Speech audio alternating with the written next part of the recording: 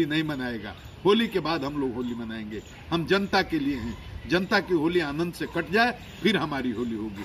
आप सबों को प्रणाम, सारे पुलिसकर्मियों को प्रणाम, बिहार के नौजुवकों को मेरा प्यार भरा सलाम। होली को ऐतिहासिक बनाइए, पूरी तरह से घटना मुक्त बनाइए, कहीं कोई विवाद नहीं होना चाहिए। आप सबों को मेरा प्रणाम। मैं बहुत आदर के साथ नमस्कार करता हूं, प्रणाम करता हूं, आपका हार्दिक अभिनंदन करता हूं, वंदन करता हूं। मैं गुप्तेश्वर पांडे, डीजीपी बिहार। होली हमारे सामने है। 21 तारीख को होली का पर्व है। उसके एक दिन पहले अगजा है। ये भारत के, खास करके उत्तरी भारत का बहुत महत्वपूर्ण पर्व है। तो मैं आप सभी लोगों को होली की अग्रिम बधाई देता हूं और आप लोगों से ये निवेदन करता हूं, खास करके नौजवानों को, होली उत्सव है। ईद हो, मुहर्रम हो, होली हो, रामनवमी हो, ये सब उत्सव हैं। इसमें हर जगह खुशी का माहौल होना चाहिए, हर जगह आनंद का माहौल होना चाहिए। लेकिन होली के अवसर पर बहुत लोग अपनी दुश्मनी निकालने का भी काम करते हैं। होली के अवसर पर बहुत लोग निजी कारणों से, व्यक्तिगत स्वार्थ के लिए आपसी वैमनस्य भी पैदा करने की कोशिश करते हैं। आप दूसरे समुदाय के किसी भी आदमी पर उसकी इच्छा के विरुद्ध अगर रंग डालेंगे, अगर उसको, तक पुलिस आपको खोजेगी और एक बार ना मानने के बाद आप 50 बार फिर फंसिएगा। तो ये बड़ा दुर्भाग्यपूर्ण है। इसलिए मैं बता देना चाहता हूं कि कभी भी पुलिस के रिकॉर्ड में गलत तत्व के रूप में आपके नाम की एंट्री ना हो जाए, इस चीज से बचना चाहिए। अभिभावकों को इस तरह की बातों को समझाना चाहिए बच्चों को। मैं बिहार के युवा को एक नई दिशा देना चाहता हूं, एक सकारात्मक ऊर्जा के साथ उनके भविष्य को बनाना चाहता हूं। इसलिए मैं समय समय पर यह सलाह देता रहता हूं। लड़कियों के साथ हॉस्टल कॉलेज में जाकर के छेड़खानी करते हैं लोग। अभी हमने टीम बनाई है, सादा में हमारे लोग वहां पर लगे हुए हैं। अगर आप पकड़ा गए किसी लड़की को हॉस्टल के सामने, कॉलेज में छुट्टी होने के समय या कॉलेज में शुरू होने के समय अगर मंडराते हुए पकड़ा गया, आपको पकड़ करके लाया, हो सकता है उसी दिन आप जमानत पर भी छूट जाएं, हो सकता है थाना से भी आपको छोड़ दिया जाए। लेकिन छेड़खानी करने वाले गुंडा तत्वों की सूची में आपका नाम रिकॉर्ड में आ गया। अब सोचिए आपका जीवन का क्या हो गया। आपका भविष्य का उसी समय अंत हो गया। बात बहुत छोटी है, लेकिन आपके जीवन में अफसोस करने के अलावा कुछ नहीं रहेगा। इसलिए बिहार के नौजवानों में बहुत ऊर्जा है, बहुत जोश है। 100 में से 90% जो नौजवान हैं अच्छा करना चाहते हैं, जीवन में संघर्ष करके आगे बढ़ना चाहते हैं। मेरी तमाम उनको शुभकामनाएं हैं। लेकिन ये आपकी जिम्मेदारी है तमाम नौजवानों की, बिहार के मान के लिए, बिहार के सम्मान के लिए और बिहार के गौरव के लिए। ऐसा बिहार में एक माहौल बनाएं कि कहीं कोई सांप्रदायिक तनाव उत्पन्न ना हो, कहीं कोई जातीय तनाव उत्पन्न ना हो, कहीं कोई रोड पर एक्सीडेंट या दुर्घटना होने के बाद कोई भी आदमी विधि व्यवस्था को अपने हाथ में ना ले, कानून को अपने हाथ में ना ले, पुलिस को अपनी कार्रवाई करने दे। और कभी किसी परिस्थिति में रोड पर किसी तरह का उपद्रव ना हो, इसमें बहुत खतरा है।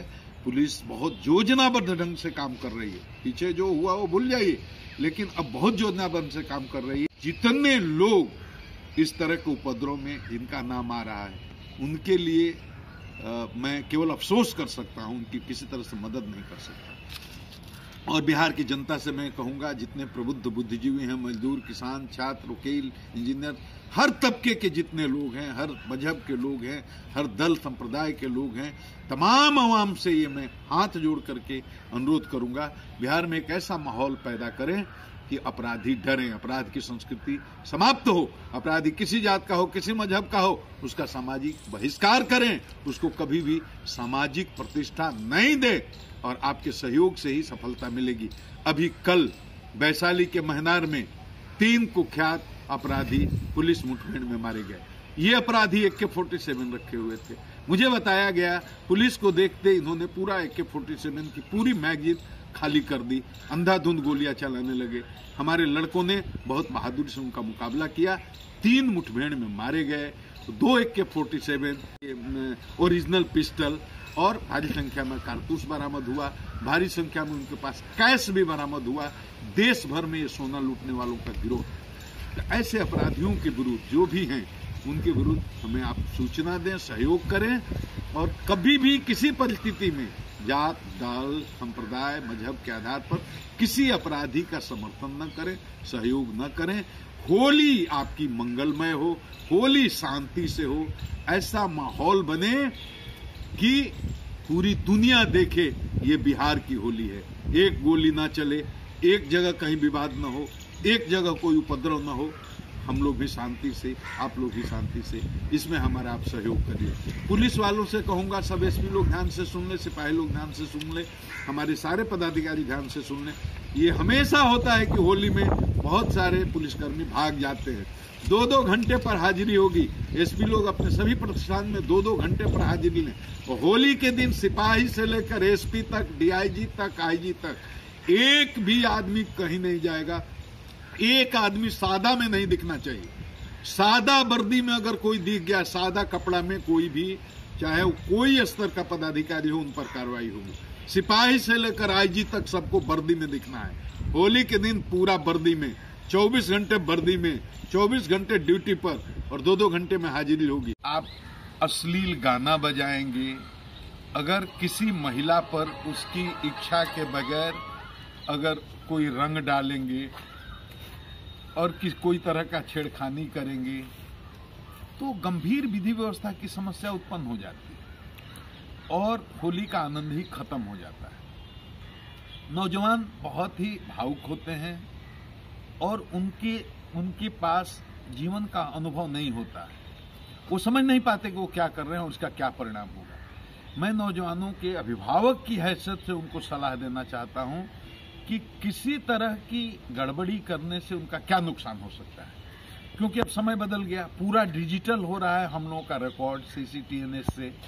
अब बिहार के किसी थाने के अंतर्गत कहीं भी आपका अगर किसी केस में नाम आया तो पूरे बिहार के रिकॉर्ड में आपका नाम फ्लैश करेगा, मुख्यालय के रिकॉर्ड में आप नाम फ्लैश करेगा।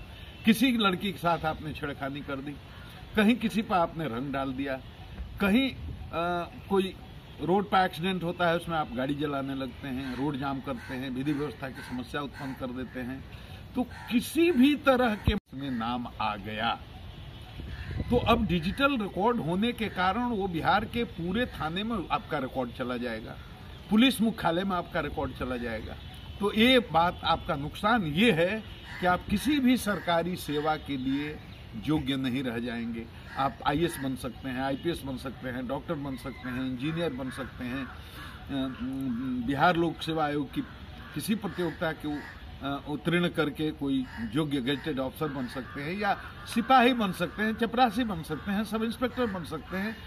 किसी भी प्रकार की सरकारी सेवा में अगर बिहार के किसी भी थाना में कहीं भी आपका नाम रिकॉर्ड पर चढ़ गया तो हमेशा के लिए आप दागी हो जाएंगे और सरकारी सेवा के लिए अयोग्य हो जाएंगे।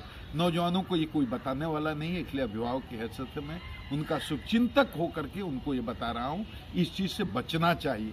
वीडियोग्राफी हो गई, आपका चेहरा गया, आपके नाम पर केस नहीं हुआ है लेकिन वीडियोग्राफी में अगर आपका नाम आ गया तो आपका नाम गुंडा रजिस्टर में चढ़ जाएगा, दागी रजिस्टर में चढ़ जाएगा।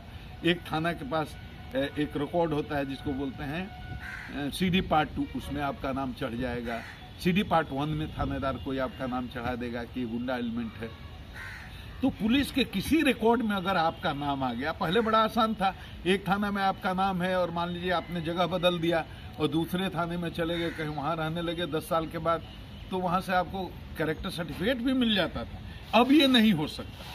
अब कहीं भी किसी भी जगह किसी भी रिकॉर्ड में पुलिस के आपका नाम आ गया तो डिजिटल रिकॉर्ड होने के कारण ये पूरे जगह आपका नाम फ्लैश करेगा, गुंडा रजिस्टर में भी आपका नाम फ्लैश करेगा, उपद्रवी तत्वों की सूची में आपका नाम फ्लैश करेगा, सांप्रदायिक सद्भाव फैलाने वालों की सूची में आपका नाम चढ़ जाएगा। तो आपको कभी भी कोई सरकारी सेवा नहीं मिलेगी।